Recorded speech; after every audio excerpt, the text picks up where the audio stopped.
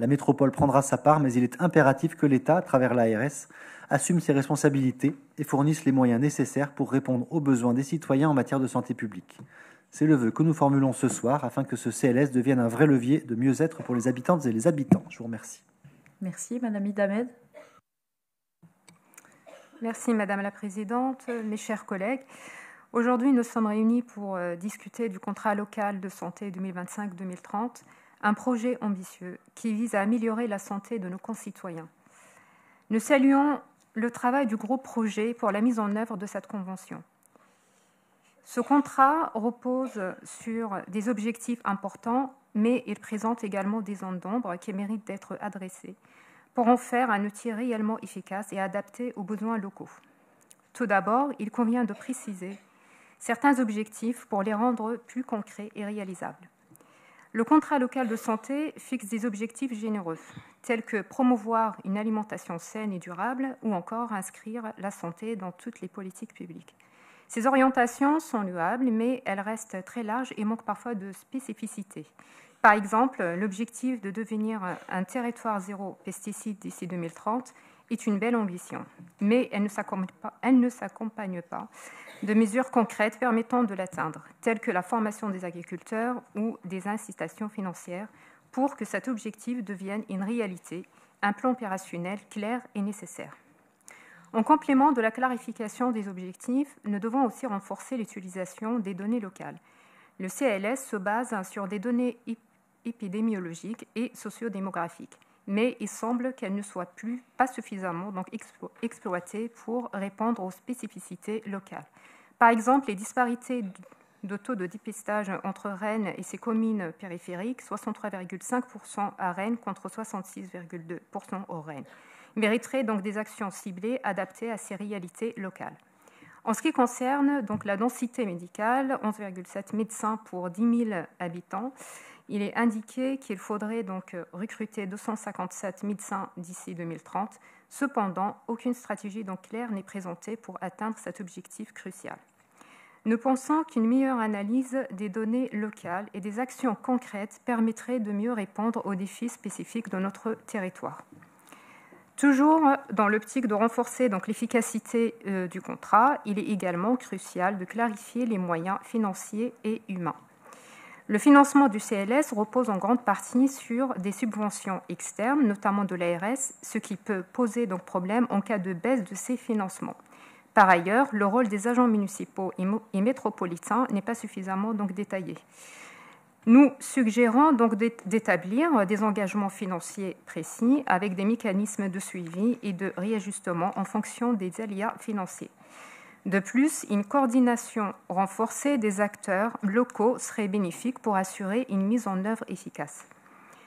Par ailleurs, il est tout aussi important de renforcer donc l'évaluation du contrat local de santé en veillant à ce qu'elle soit donc plus inclusive et transparente. L'évaluation donc actuelle de CLS repose essentiellement sur des bilans internes, mais il semble essentiel d'impliquer davantage les citoyens et les professionnels de terrain dans ce processus. Ces derniers, au plus près des réalités, donc, peuvent apporter une perspective précieuse sur l'efficacité des actions menées. De plus, donc, des indicateurs de suivi plus détaillés, en particulier sur des thématiques comme l'urbanisme favorable à la santé, seraient essentiels pour garantir la réussite de ces projets. Nous proposons donc de renforcer la participation citoyenne et d'inclure donc des rapports d'évaluation intermédiaires afin de pouvoir donc ajuster les actions au fur et à mesure de leur mise en œuvre. D'un autre point que nous devons donc aborder concerne la cohésion entre Rennes et ses communes périphériques. Enfin, donc nous constatons que le CLS ne met pas suffisamment donc en avant les moyens de mobiliser les élus des communes périphériques, pourtant donc essentiels pour le succès des actions. Il est crucial que toutes les communes de la métropole, y compris les zones périphériques, soient pleinement impliquées, afin de réduire les disparités et de ne laisser donc aucune population de côté. Pour conclure, afin de rendre donc ce contrat local de santé plus solide et cohérent, donc nous vous proposons de préciser les objectifs pour les rendre plus concrets et atteignables, de prioriser donc les actions en fonction des besoins locaux et des disparités identifiées, de clarifier donc les budgets et prévoir des plans de contingence pour sécuriser les financements, de renforcer la participation citoyenne dans le suivi et l'évaluation en publiant donc des rapports transparents, et enfin donc de renforcer l'implication des communes périphériques pour assurer une cohésion sur l'ensemble du territoire. Nous espérons que ces propositions donc, seront prises en compte pour garantir un contrat qui répond véritablement aux attentes de nos concitoyens et des acteurs locaux. Il s'agit avant tout d'un projet qui doit être en phase avec les réalités du terrain et qui doit être donc capable de transformer nos ambitions en actions concrètes. Je vous remercie de votre attention. Merci. Je n'ai pas vu d'autres collègues souhaitant intervenir. Madame Schumacher. Oui, merci. Merci pour vos interventions. Monsieur Legentil, effectivement, je vous rejoins. Nos échanges ont été constructifs et ont permis de nourrir l'élaboration de notre contrat local de santé. Je m'associe également aux différentes déclinaisons que vous avez pu évoquer et qui font partie intégrante des différentes fiches et des actions qui sont importantes à mettre en œuvre pour participer et travailler à la réduction des inégalités auxquelles certaines métropolitaines et certains métropolitains peuvent être confrontés sur notre territoire. Donc je ne peux que m'associer aux différentes actions que vous avez pu évoquer. S'agissant de la seconde intervention, reprendre quelques éléments. Par rapport à l'association des communes et des élus municipaux, le fait de pouvoir prendre acte de ce contrat local de santé au sein de chaque conseil municipal va permettre, je l'espère, de mobiliser des élus qui n'auraient pas pour l'instant rejoint le groupe projet, qui va évoluer, comme je le disais, en réseau d'échange. Donc il sera toujours possible pour les élus municipaux qui le souhaitent d'intégrer ce réseau d'échange. L'objectif est bien de sensibiliser largement et d'associer largement des représentants des 43 communes pour pouvoir décliner des actions qui semblent pertinentes sur le territoire, selon les spécificités des publics ou du territoire, des actions sur les communes.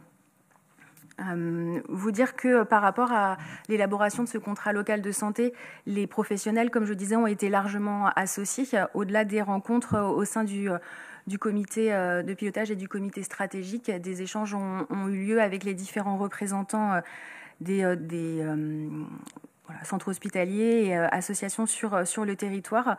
L'objectif est que les échanges puissent se poursuivre sur l'ensemble de la durée de vie du CLS pour être au plus près de la réalité du terrain. Concernant le financement, vous évoquiez un besoin de pouvoir assurer les ressources financières pour la déclinaison et la mise en œuvre des actions du CLS. Sur ce point, effectivement, une ligne budgétaire a été créée au sein du budget métropolitain du fait de la création et de la mise en œuvre du contrat local de santé à partir de cette année 2025.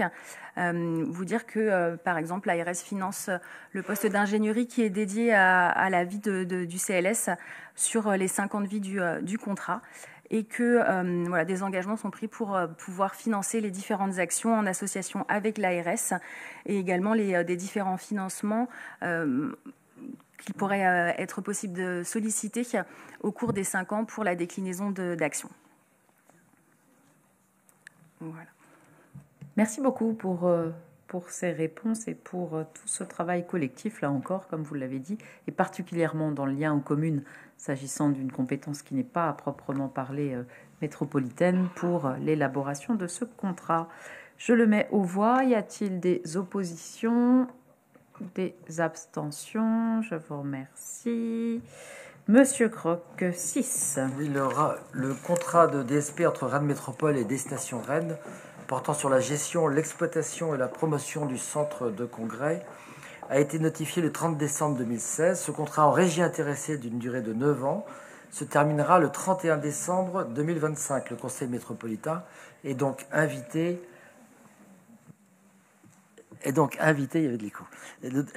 à se prononcer sur le choix du principe de gestion à compter de 2026.